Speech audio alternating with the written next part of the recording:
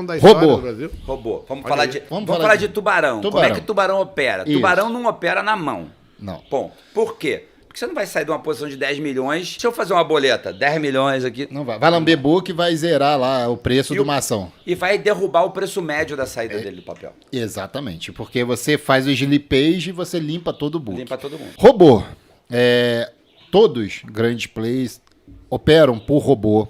E não é esse robozinho que te vendem aí, pessoal, a R$150. Esquece isso daí. Por que Cruzamento esquece? da média, Não, né? esquece, por quê?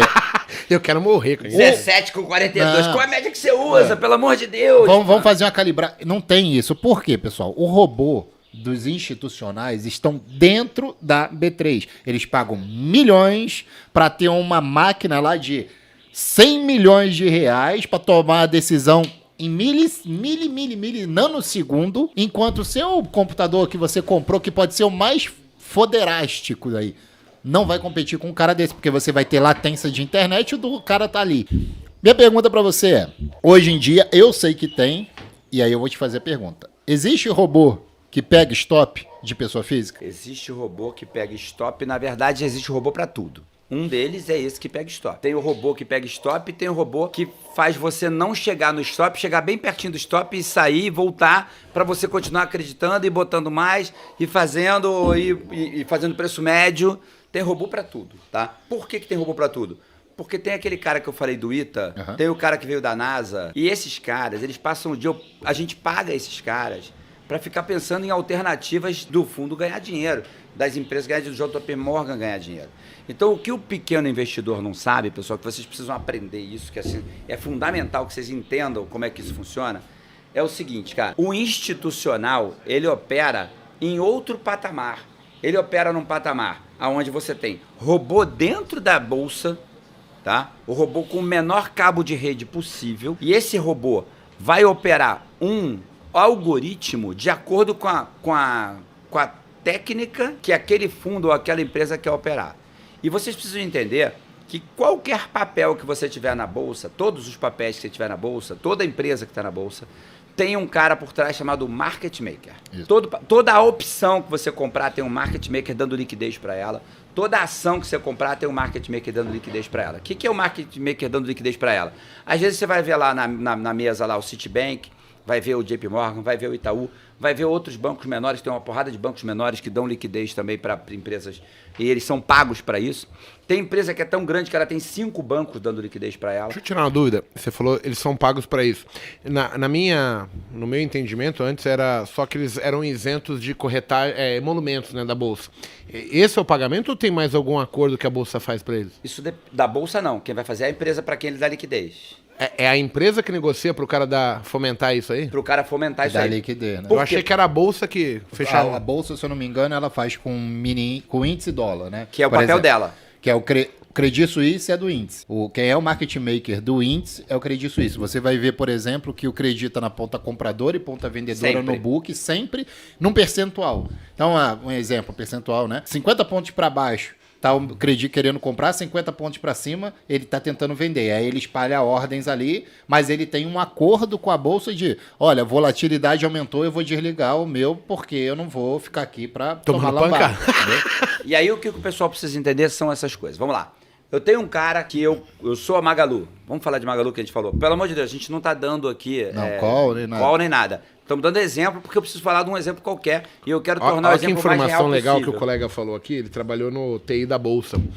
Todos os servidores que tem ali, de todos os robôs que estão chegando, o cabo tem a mesma metragem. Para poder ninguém ser melhor que o outro. Olha onde o nível. Então, assim, Olha como é que chegou, né? 5 metros, se o meu tiver 6, eu sou mais lento que o cara. Olha que loucura. Então, assim, olha como a gente tá, tipo, vendo. E a gente tem nem Preciosismo, dimensão. detalhe, No detalhe já. E aí você vai ter o mesmo equipamento, com o mesmo cabo. Aí você pensa assim, e se um equipamento começa a ter uma latência maior porque ele aqueceu mais, porque o ar-condicionado nesse ponto não é tão gelado, mudou a velocidade. Sim. É detalhe, tá? Então vamos lá. Magalu, tem o Magalu lá. E a Magalu tem 2 market makers diferentes. Tanto faz. E um deles vai dar liquidez para opção, o outro vai dar liquidez para o papel. E aí o market maker dele está lá operando. E aí o market maker dele de opção tem um fundo que é um fundo multimercado, que está comprado num monte de papel do Tesouro Direto porque ele quer bater o mercado, o que ele tem que bater é CDI. Então você chega lá e vai lá ver, tem aqui, ó, esse fundo aqui só vai ganhar performance se ele bater CDI, 120% de CDI. O benchmark dele é o CDI. É o CDI. O que ele faz? Ele vai lá no mercado, compra título de Tesouro Direto travado em CDI, mais 4, ele garantiu que ele vai bater o CDI. Já bateu. Aí ele pega 1% desses 4, que é 3, quer dizer, ele vai bater os 120, garantiu os 120, mas 1% ele pode ter de gordura. Ele vai pro derivativo, aí ele vai pro risco. Aí ele vira para esse market maker e fala assim, eu quero montar uma operação para daqui a 6 meses, que se você for tentar montar no teu home broker, não tem, mas ele vai no market maker porque ele vai montar uma operação de 5 milhões. Ele vai no market maker e fala assim, eu tenho papel da Magalu aqui e eu quero vender opção. Na hora que ele vende opção, o que ele faz? Faz dinheiro ao vivo agora. Ele tem que rezar para não bater, para ele não ter que sair do papel. Sim. Tá? Mas se ele conseguir não sair do papel, ele vai pro pau. Aí ele monta uma operação, o que ele vai montar? Ele normalmente vai montar uma fence com o papel. Ele opera comprado e vendido e o papel para garantia. Então, quando ele faz isso, ele opera com custo zero. Ele não paga um centavo na operação, porque a fence sai a custo zero. Aí ele monta uma fence a custo zero, aonde ele entrou comprado e vendido, mas se ele for para esse market maker, ele fala assim, eu quero comprar tanto e vender tanto. O market maker fala para ele, pô, mas aí vai travar aqui, eu vou te dar um custo X. Aí ele fala assim, não ficou bom. Assim eu não vou ganhar dinheiro. Porque o market maker não é burro. Ele vai jogar aquilo no Black Scholes e vai fazer uma matemática lá para zerar a posição. Aí o que ele faz? Ele vai nos dois market makers e fala para um assim, eu quero comprar tanto. Ele vai para o outro e fala assim, eu quero vender tanto, no papel tal. Ele compra num e vende no outro, em pontas diferentes, para balancear o mercado, sem um saber que ele está operando na outra ponta. Outro. E aí entra o que você falou. Agora entra o que o Igor estava falando da inteligência artificial. Nós estamos chegando num grau de inteligência artificial tão grande que esse cara já começa a saber que isso está acontecendo sem ele ter que saber que está acontecendo. Ele consegue ver pela repetição, né? Pela repetição do papel. E aí o robô consegue verificar que tem um padrão repetitivo. Pô, o cara tá comprando aqui 10 milhões comigo e tá vendendo lá 20 milhões, Sim. Ele tá travando. É sempre que acontece, né? Compra 10, vende 20. Compra 10, vende 20. Olha que engraçado. Quando eu comecei, lá em 2006, teve um dia que eu tava operando o papel BVMF. Cara, e o Citi colocou uma ordem de 20 mil papéis na pedra. Aquela ordem foi infinita o dia inteiro. Cara... E aí eu fiquei bravo, liguei lá, eu tava na RIC, liguei pra corretora, eu falei, cara, que porra é essa? Ele falou assim pra mim no dia, menino, isso é um robô, a gente não tem controle, eu só tô executando uma demanda. Depois, lá na frente, eu descobri que a XP, por exemplo, ela é paga pra executar a ordem. Não comprar e vender sim, executar uma estratégia perfeitamente.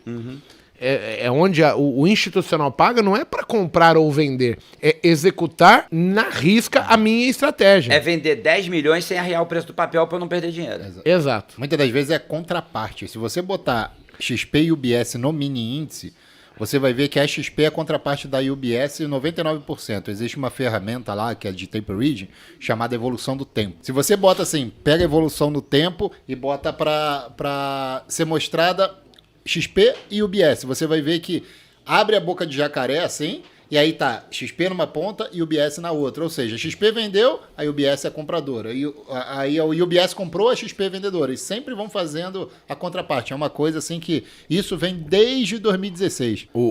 Olha que legal. Se você... Lá atrás eu descobri, por exemplo, que eu tenho um jargão hoje que eu consigo ver muito facilmente no dólar, que é o lote escondido e o cara mexer no lote e ele indicar uma mudança de comportamento, uma mudança no padrão. Que assim, você pega lá no dólar, às vezes o cara tem 5 mil lotes para sair, ele coloca de 100 em 100, enquanto não bater, vai. E aí eu tinha descoberto que ao longo do tempo, o cara tava com 100, 100, 100, de repente esse cara mudava para 50. E aí eu entendi, né, depois de toda a experiência, vendo vários casos e ouvindo muitas coisas por aí, que aquela mudança de quantidade era um indicativo para um robô ou alguém tomar uma posição diferente agora. Então se o cara estava passivo, ele passa a ser ativo. Ou se o cara estava vendendo, ele estava falando, vou parar de vender porque chegou num limite, faltam tantos lotes, ou o robô tem que ligar porque agora, ao invés de vender, eu preciso comprar X. Então, a gente consegue ver, não tão rápido, algumas coisas muito veloz, e aí somente robôs vão ler isso, Mas, por exemplo, nesse caso, você tem que entender que muitas vezes você consegue ver. O cara tá de 100, 100, 100, 100, 100, 100, e de repente a mesma coisa, 50. Ele tá ligando outro robô. Ou avisando pro robô, olha, faltam 300 lotes, faltam 500, e aí, depois que acabar isso aqui, você tem que fazer outra parte. E aí ele indicava que ia sair do book, que iria passar o preço. Então, assim, gente, tem como a gente observar muitas coisas se você tiver o entendimento que tudo são grandes posições sendo montadas, desmanchadas, interesses sendo defendidos, né, Roberto?